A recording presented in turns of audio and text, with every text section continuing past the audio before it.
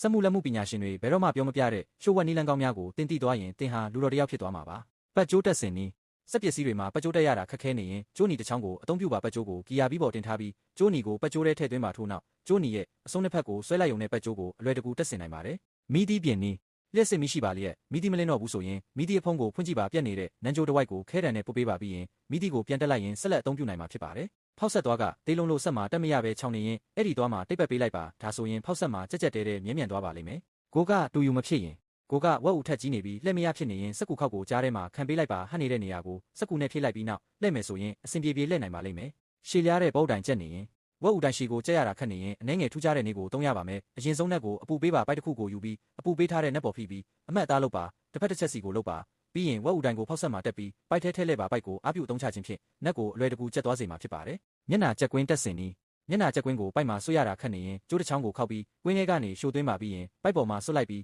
ကျိုးကိုဆွဲလိုက်မယ်ဆိုရင်ကွင်းကအလွယ်တကူဝင်သွားပါလိမ့်မယ်ဗရိတ်ကျိုးပြေနေရင်ဗရိတ်ကျိုးကပေါ်ပြီးပြေနေရင်ဝါယာကျိုးကိုဖောက်ဆက်မှာတက်လိုက်ပါမိချင်းနဲ့အပူပေးရင်ဖောက်ဆက်ကိုလဲစေပါဒါဆိုရင်ဝါယာကျိုးတွေကပြန်လဲဆူဆီးသွားပြီးထပ်မပေါ်တော့ပါဘူး